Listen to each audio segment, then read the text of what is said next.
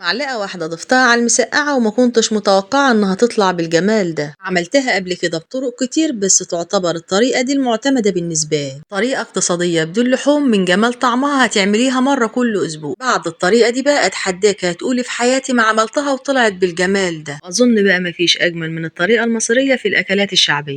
بس نسمع الفيديو للآخر وما ننساش اللايك ومشاركة لكل حبايبنا، ولو أول مرة تشرفوني أتمنى الاشتراك في القناة وتفعيل زر الجرس على الكل علشان يوصلكوا كل جديد. يلا بينا نشوف طريقة ياسمين في عمل المسقعة المصري واللي بإذن الله هتعجب كل المتابعين. أول حاجة زي ما عودنا المشاهدين هنسمي الله ونصلي على الحبيب صلى الله عليه وسلم. معايا هنا حوالي كيلو وربع من البتنجان الروم، وانت بقى هنا تقدري تتحكمي في الكمية اللي هتستخدميها، عايزة بقى تقللي أو تزودي زي ما تحب. بس أهم حاجة وانت بتشتري البتنجان تنقي البتنجان اللي يكون لونها اسود غام، علشان لو البتنجان محمر شويه قلبه من جوه مبيكونش ابيض ويبقى مليان بذور. وتضغطي على البتنجانه لقيتيها طريه تعرفي ان هي دي اللي حلوه ويبقى قلبها ابيض من جوه، لان اللي بيبقى فيها بذور طعمها بيبقى ممرر، اما اللي بيبقى قلبها ابيض طعمها بيكون مسكر وحلو. ممكن زي ما تحبي بقى تقطعيها زي ما هي كده من غير ما تقشريها، تتخلصي بالنص القشره، يعني تعمليها كده زي خطوط، يبقى جزء فيه قشره والجزء التاني لا.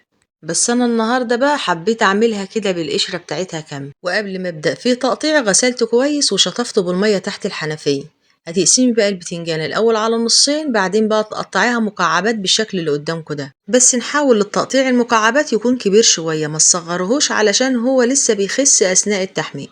وممكن بقى لو حابة ما تقطعهاش مكعبات ممكن تعمليها كده طرنشات مدورة، بس هي ما بتحلاش وبتتشرب في الصلصة اكتر غير لما بتكون مقطعاها مكعبات صغيرة. بعد ما انتهيت من تقطيعه جبت معلقة ونص كبيرة من الملح وقلبته بقى فيه كله وخليت كله كده بيتغلب بالملح، وهركنه بقى على جنب واقولك على الخطوة اللي بعد كده. والمسقعة بقى بتاعتنا ما بتحلاش غير بالبطاطس، ممكن تقطعيها شرايح وممكن تقطعيها صوابع زي اللي بنحمرها، بس اهم حاجة السمك يكون رقيق شوية علشان تستوي كويس وقت التحمير وتتشرب في الصلصة اكتر. وانت بتقطعي البطاطس بقى تخلي القطعة متناسقة مع قطعة البتنجان علشان وقت التسوية يكون النوعين متناسقين مع بعض. وبعد ما انتهيت من تقطيعها غسلتها كويس تحت الحنفية وغمرتها بالمية علشان لونها ما يسودش. التقطيع هيبقى بنفس الشكل اللي قدامكم ده. الخطوة التانية بقى بدأت أحضر في الخضار. معايا هنا حوالي كيلو إلا ربع من الطماطم، والمقدار ده كان مظبوط جدا مع كمية البطاطس والبتنجان.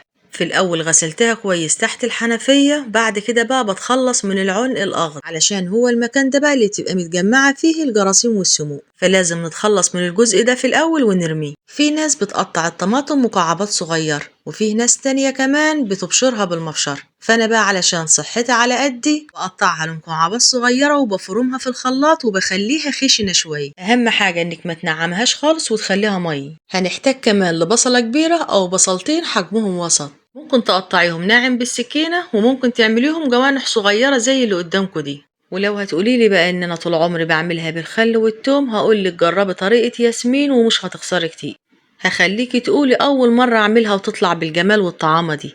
بعد ما انتهيت من تحضير البصل دلوقتي بقى معايا قرنين من الفلفل البلدي وقرنين شطة سبايس. والمسقعة المصري ما بتحلاش غير لما يكون طعمها سبايس. لو نوع الشطة اللي هتستخدميها حامي بزيادة علشان تقل من حدتها هتخليها من البذور قبل ما تقطعيها، ممكن تزودي في كمية الشطة والفلفل زي ما تحب. الخطوة الجاية دي بقى وهي الأهم في وصفة النهاردة. مسقعة النهاردة هنقليها في الزيت، وعلشان نتفادى ان البتنجان بتاعنا يشرب زيت هقولك واحنا شغالين هتعملي ايه. بعد ما نقعته بالملح ما بنزلش فيه في الزيت كده على طول، بنزل عليه بمية فترة من الحنفية وبغسله كويس بالمية. اتفرجي بقى على لون وشكل المية بعد ما بصفي البتنجان. لو عايزة تاكلي المسقعة من غير قلي هقولك واحنا شغالين هتعمليها ازاي، بس انا ما بستمتعش بطعمها غير لما بقليها في الزيت. في الاول هنبدأ بتحمير البطاطس، وعلشان البطاطس بتاعتنا ما تشربش زيت ما ننزلش فيها وهو الزيت لسه بارد، اهم حاجة يكون الزيت سخن، لان لو نزلت بيها في الزيت وهو لسه ما اخدش درجة حرارة عالية البطاطس نفسها بتاخد من درجة حرارة الزيت فبتبرده أكتر. على ما الزيت بتاعنا يسخن مرة كمان بيكون البطاطس اتشربت من الزيت. أقولك على تركية كمان في أول القلي، ومجرد ما بتنزلي بالبطاطس تقلبيها بالمعلقة أو بالمصف، كده أنا بضمن إن البطاطس بتاعتنا اتغلفت كلها بالزيت، ووقت التسوية ما تلاقيهاش ملزقة ببعضها، وما بخليهاش تاخد تحميرة كامل. بمجرد ما توصل للون دهبي أشقر بصفيها بقى من الزيت. لو وصلتوا بقى معايا لحد هنا أتمنى دعم من كل اللي بيتابعوني، تبعتولي في كومنت صغير فيه الصلاة على الحبيب صلى الله عليه وسلم، لأن القناة مش هتكبر ولا هتنجح غير بيكوا يا أجمل متابعين. بقى لتحمير البتنجان، خطوة غسيل البتنجان بعد ما بتحيقيه هتجربيها بقى بالطريقة دي وهتدعيه. أول حاجة الزيت بيفضل لونه نضيف وهوريهولكوا لآخر لحظة، بيفضل أبيض زي ما هو من غير ما لونه بيسود، ده غير إن البتنجان بتاعنا عمره ما هيشرب زيت، ورغم إني غسلته بالمية إلا إنه صفى كمان كمية غامقة من المية، والسواد اللي في المية ده بقى هو اللي بيغمق معايا الزيت بعد القلي.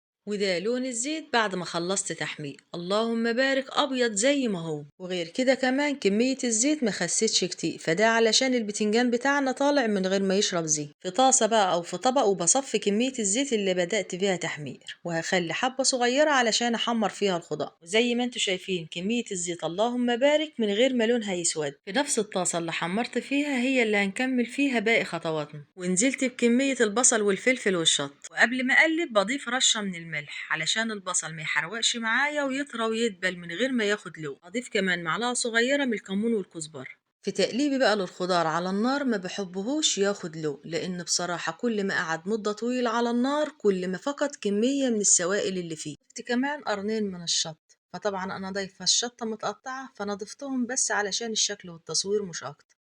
هضيف كمان معلقة كبيرة من التوم المفروم، وزي ما قلتلك مش هقلبه لما ياخد لون علشان يفضل محتفظ بكمية العصارة اللي فيه، وغير كده كمان بنحافظ على طعم الخضار في قلب المسقعة بيكون أجمل وأجمل، وهيبقى بنفس الشكل اللي قدامكم ده. في الوقت ده بقى كنت محضرة عصير الطماطم، وزي ما قلتلكم مش عايزاه مفروم مية، أنا عايزاه يكون خشن شوية يعني أكنك بشراب المبشر، وهيبقى بنفس القوام اللي قدامكم ده. بعد ما بنزل بقى بعصير الطماطم ما بضيفش غير معلقة صغيرة من السكر علشان تعدل نسبة الحموض، وتيجي تاكليها ما تعملش حرقان على الست. واللي هيحسن طعم المسقعة اكتر ويخلي التسبيكة اللي قدامكم دي بقى اكنها فيها لحمة او فراخ هضيف لها معلقة كبيرة من الملح الصين، بتجيبيها جاهزة من عند العطار، ولو ما عندكيش زيها تقدري تستبدليها بمكعب مرق، والله العظيم وهتاكلوا شوية مسقعة عسل هيغنوك عن اللحمة والفراخ. ضفت معلقة صغيرة من الكمون ومعلقة صغيرة من الكزبرة ومعلقة صغيرة من البابريكا، وهديلها بقى تقليبة واظبط الملح واسيبها تعيش مع نفسها شوية لما تتسبك تسبيكة معتبر. هقولكوا بقى سريعا لو عايزاها من غير ما تقليها تعمليها ازاي. هتعملي نفس التسبيكة اللي قدامك دي، وتقطعي البطاطس وتحطيها تاخد غلوة على النار هي في الأول. بعد كده بقى تنزلي بالبتنجان زي ما عملناه كده مع بعض، اهم حاجة تغلفيه بالملح وتسيبيه لما ينزل المية اللي فيه وتشطفيه بالمية علشان لما تيجي تنزلي بيه في الصلصة لونه ما يسودش في قلب الصلصة. وغير كده كمان الملح بيخليه يفقد نسبة السوائل اللي فيه، فبتيجي تنزلي بيه في الصلصة بيمتص الصلصة على طول وبيستوي ويطرى معاكي زي الملب اكنك كنت قلياه من قبلها. بتدوري بقى على الريحة الحلوة والطعم والنفس الحقيقي في الاكل، هقولك تعملي ايه. النار بتاعتك تكون هادية اثناء التسويه، لان كل ما النار هادية كل ما الخضار امتص كمية السوائل اللي في الصلصة. اما بقى لو النار عالية فبتتبخر معاك بسرعة من غير الخضار ما يستفاد بأي كمية من السوائل اللي في الصلصة. نزلت بالبطاطس في الأول وسبتها تاخد غلوة حوالي 5 دقايق، بعد كده نزلت بكمية البتنجان كلها وهديت عليها النار لما بقت بالشكل اللي قدامكم ده. وبألف هنا على قلوبكم جميعا، وتعيشوا وتعملي لهم كل حاجة حلوة من ايدك يا ست الكل. والطعم بقى اللهم بارك، هتجربيها بنفس الطريقة دي وهتدعي لي شوية مسقعة اللهم بارك عسل جنب العيش البلدي بقى بألف هنا. تنفع بقى تعمليها الصبح جنب الفطار بتغدا لو هتعملي أكل شعب. وبكده نكون انتهينا من تحضير وصفة النهاردة. أتمنى الفيديو ينال إعجابكم، ولو أول مرة تشرفوني أتمنى الاشتراك في القناة وتفعيل زر الجرس على الكل علشان يوصلكوا كل جديد.